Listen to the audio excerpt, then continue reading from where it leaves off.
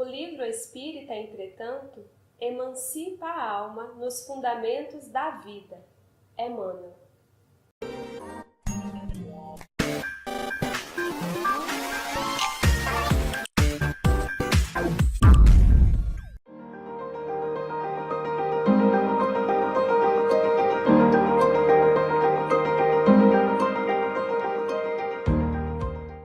Estamos hoje com mais um episódio especial do Espiritismo em Revista.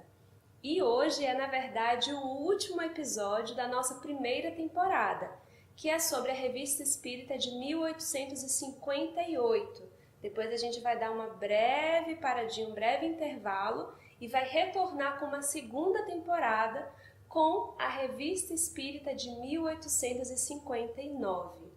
E a gente não poderia receber um presente maior, mais especial para esse último episódio da primeira temporada, que é a participação do nosso Evandro Noleto. Eu não sei se vocês observaram, por muito tempo eu não prestava atenção nessas coisas e depois passei a observar com bastante atenção. Quando a gente pega lá a nossa obra, tem alguém que fez a tradução para que a gente tivesse acesso. E essa que a gente está utilizando aqui pela FEB é do Evandro Noleto. Muito obrigada por aceitar o nosso convite, Evandro. Eu que agradeço a oportunidade de trazer alguma coisa sobre Allan Kardec e sobre essa revista, né? Que é uma revista muito importante, em 12 volumes, e que tratam de todos os assuntos ventilados na época, que de uma certa forma eles foram os construtores iniciais, porque muitos artigos, muitos assuntos tratados na Revista Espírita, tanto por Allan Kardec quanto pelos espíritos, foram depois transpostos, transferidos, inseridos nas obras básicas da codificação. Às vezes de forma integral e às vezes com pequenas modificações. Evandro, eu li, andei pesquisando a sua biografia, vi que você originalmente é do Maranhão, aí a gente já estava aqui conversando antes, que o sotaque já tem aí uma mistura Pernambuco, outras localidades. Mas você lembra a primeira vez, assim, o momento da sua vida que você teve contato pela primeira vez com o Espiritismo? Eu vi que foi por volta dos 18 anos, mas como que foi, assim, essa situação? Na verdade, foi antes dos 18. Eu estava, certa vez, na fazenda de uma tia minha, que era espírita, e lá, entre vários livros, ela possuía o livro dos espíritos. E quando eu peguei o livro, naquela facilidade didática, aquela forma de catecismo de perguntas e respostas, eu achei muito interessante e comecei a ler. E achei tão interessante que eu fiquei o dia todo lendo o livro e terminei no dia seguinte. Nossa. Porque aquilo para mim era lógico, respondia a muitas das minhas inquirições, a muitas das minhas dúvidas, e de uma forma tão natural que eu fui absorvendo completamente. Naturalmente, eu deveria ter na época uns 15 anos, talvez menos, eu não absorvi tudo, mas eu já tive uma ideia geral, e à medida que eu ia lendo o livro, aquilo ia se tornando mais fácil para a minha compreensão. A assimilação dos assuntos iam se tornando mais fácil. Então, em resumo, o meu contato com a doutrina espírita foi através da leitura do livro número 1 da codificação, que é o Livro dos Espíritos. Isso, então, por volta dos 15 anos? Dos 15. E a Revista Espírita? Quando que você teve contato ali de estudar realmente? Porque uma coisa é saber que existe, né? Muita gente sabe que existe. Mas quando que você iniciou aí o estudo desses 12 volumes? Há cerca de 15 anos atrás, entre 15 e 20 anos, é que eu tive contato com a Revista Espírita pela tradução do Júlio de Abreu Filho, que era uma tradução da editora Edicel, antiga, a única tradução que na época existia. Edição que inclusive está esgotada. Eu comecei a ler a Revista Espírita e achei muito interessante, porque a Revista Espírita, eu percebi, porque quando eu li a Revista Espírita, são 12 volumes, pela primeira vez, eu notei que muitos artigos da Revista Espírita já estavam nos livros da codificação. Como eu li o livro da codificação? Primeiro, eu não sabia dessa origem de muitos artigos da codificação que já haviam sido ventilados, discutidos por Allan Kardec na Revista Espírita. Então eu achei muito interessante. Por quê? Porque a Revista Espírita ela é uma espécie de laboratório. Por que nós dizemos laboratório? Laboratório é um local onde nós testamos alguma coisa. Experimentamos alguma coisa. Então, Allan Kardec, depois de O Livro dos Espíritos, nós sabemos que ele ainda fez 4 livros, né? O livro o Evangelho segundo o Espiritismo, o Livro dos Médiuns, o Céu e o Inferno e a Gênese. Fora os opúsculos, né? Que ele fez, fora o que é o Espiritismo na sua expressão mais simples, obras póstumas que foram publicadas 21 anos após a desencarnação dele. Então, o que é que eu percebi nos livros após o Livro dos Espíritos? Que muita coisa deles estava na Revista Espírita, quando eu li a Revista Espírita. Então, por que nós dizemos que a Revista Espírita é um laboratório? Por essa capacidade de testar. Olha o cuidado do codificador Allan Kardec. Allan Kardec receava de colocar num livro básico teorias ainda prematuras, que pudessem mais tarde, pelo estudo, pela experiência dele e de outros espíritas, ser contestado. Então ele estava formando as bases da doutrina. Imaginemos se essa base fosse falsa. O edifício que sobre a base estava sendo edificado ruiria, desmoronaria. Então Kardec teve o cuidado de colocar primeiro na Revista Espírita, que era um laboratório, que era uma tribuna livre, os assuntos, tanto ventilados pelos homens, como trazidos pelos espíritos, assim de que eles sofressem o critério da universalidade do ensino dos espíritos.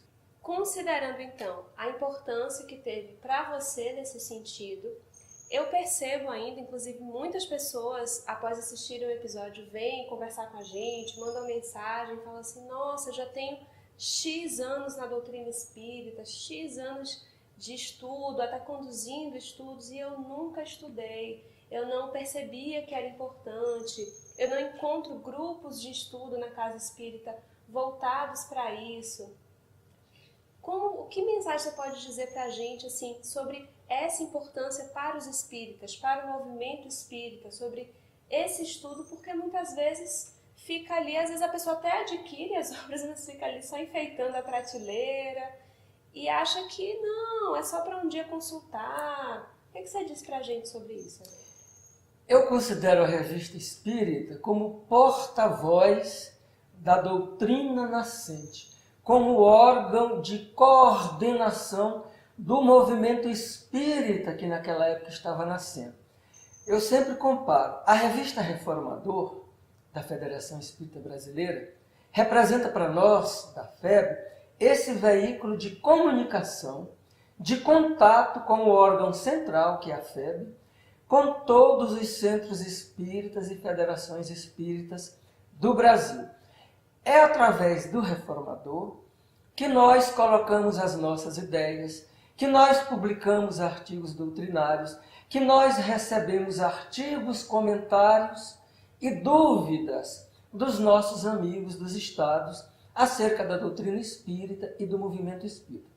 Então é bom que a gente se lembre que naquela época não existia nada. O movimento espírita começa com a doutrina. E a doutrina é inaugurada com a publicação de O Livro dos Espíritos. Então era preciso um órgão que divulgasse, que propagasse as novas ideias, que trouxesse da periferia, na época das províncias da França, as novidades que estavam acontecendo, como é que o movimento espírita estava nascendo, como as casas espíritas estavam sendo criadas, qual a orientação que estava sendo imprimida ao movimento espírita nascendo. Então Kardec pega tudo isso e coloca na Revista Espírita. Muitas vezes também, e eu acho muito interessante na revista, são comentários que Allan Kardec pensava, ele pegava pequenos comentários de jornais leigos de Paris, sobre os mais diferentes assuntos, para comentar na Revista Espírita. Por exemplo, uma pequena notícia de um suicídio. Alguém que se jogou de uma das pontes sobre o rio Sena e morria por afogamento. Então aquilo era uma notícia que o jornal leigo dava, mas que Allan Kardec pegava. Primeiro, ele colocava na revista, era fato conhecido, recente, que estava na memória das pessoas, fáceis, portanto, de serem lembrados, e em cima daquele fato, ele dava a interpretação espírita. Mas muitas vezes também, Allan Kardec evocava espíritos de suicidas, ou espíritos de homicidas, para que contassem a situação que eles encontraram do outro lado da vida. Como foram recebidos, os locais para onde foram levados após a morte. É preciso que entendamos que naquela época não havia ainda o céu e o inferno. Porque o céu e o inferno já tem muita evocação de espírito. Já tem muitas notícias do plano espiritual. Inclusive, muitas dessas notícias que vão lá para o céu e o inferno saíram primeiro na Revista Espírita. E muito menos naquela época nós dispunhamos das obras da série André Luiz. Exatamente. Onde com clareza nós temos notícias do plano espiritual, exatamente, das regiões umbralinas, das regiões de sofrimento, das regiões celestes, divinas, da sorte que aguarda cada espírito em conformidade com o comportamento, com a conduta, com a atitude que ele teve aqui na Terra. Então a Revista Espírita é muito importante, porque Kardec trazia inicialmente essas notícias que não existiam em livro algum. Exato. E nem tinha internet. Não, hoje em dia tem gente que nasceu agora e acha que tudo é internet. Não tinha internet, não tinha rádio. Ali, ó, carta por carta. Não tinha telefone ainda na época de Allan Kardec. O telefone surgiu mais para o fim do século XIX. Não tinha energia elétrica, inclusive. Avião nem se fala. As estradas de ferro na França, na época do Allan Kardec, já começavam a se desenvolver. Tanto que nas suas viagens espíritas pelo interior da França, ele já se serviu dessas estradas para penetrar. Chegar até as cidades mais distantes, a mais de 500 quilômetros de Paris, né? Como, por exemplo, Lyon, que foi a terra em que ele nasceu. Então, a revista é muito importante. Os espíritas talvez não deem valor à Revista Espírita, porque ela é composta de 12 volumes, cada um dos quais com cerca de 400 a 550 páginas, e a pessoa não tem tempo de ler as obras básicas, imagine ler os 12 volumes. Pois, meus amigos espíritas e simpatizantes, vocês não sabem o que estão perdendo. Estão perdendo, exatamente. É rica riquíssimo a matéria. E depois, uma coisa muito importante que eu comento. A Revista Espírita é uma espécie de autobiografia do codificador do Espiritismo. Há coisas na revista que ele fala da vida pessoal dele, não por vaidade, mas para se defender de ataques à doutrina espírita, que só existem nessa revista. Então, se nós queremos saber de fatos íntimos da vida de Kardec, nós precisamos buscar a Revista Espírita. Porque a Revista Espírita, do mesmo modo que obras póstumas, outro livro pouco lido e conhecido pelos espíritos, lindo, são revistas e livros onde o codificador expõe a sua alma, mostra a sua intimidade. E que alma? Aquela alma escolhida por Jesus Cristo para coligir os ensinamentos trazidos pelos Espíritos e nos trazer em forma de livros, para que chegassem até nós e varassem a eternidade. Maravilha. Eu aproveito para emendar sobre o nosso codificador Allan Kardec uma pergunta. Nesse processo, que eu imagino que tenha levado muitos anos, né, para traduzir as obras básicas, para traduzir esses 12 volumes, ainda os opúsculos, tudo isso é um material super extenso. Eu imagino assim, a sua dedicação para fazer tudo isso. Você deve ter ficado mergulhado nessa psicosfera. E a pergunta é, quais as características, quais os traços de personalidade de Allan Kardec que mais te chamaram a atenção nesse processo? Bom, primeiro a alegria, a satisfação imensa e a emoção nos momentos em que eu estava traduzindo. A primeira obra de Allan Kardec que eu traduzi foi o primeiro volume, 1858, da Revista Espírita. Este daqui. Mas foi a primeira capa, esse daqui? A primeira capa. Então é exatamente esse daqui. A primeira capa. A primeira edição dessa revista saiu em 2004. 2004. Então, 13 anos. Nós estamos hoje em 2017. Então, quando eu traduzi essa obra, naturalmente, quando nós nos empenhamos em fazer alguma tarefa de divulgação da doutrina, não só os espíritos desencarnados, sofredores, se acercam de nós tentando atrapalhar o nosso serviço, como também nós somos cercados dos benfeitores espirituais, porque eles conhecem mais do que nós, até porque nós imaginamos que foram eles que nos inspiraram, ou inspiraram a FEB, a que eu traduzisse a obra, eles estão do nosso lado também nos sustentando. Com certeza. Então, muitas vezes, era aquela luta. Havia um pouco de desânimo quando eu vi a extensão da obra.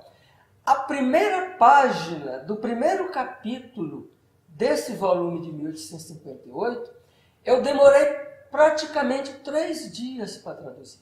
Eu disse, como é que eu vou dar conta de traduzir um livro desse? Mas à medida que o tempo passava, as coisas iam fluindo com mais facilidade. Eu ia me soltando mais. Era como se eu tivesse uma autoconfiança, como se eu acreditasse mais na minha capacidade.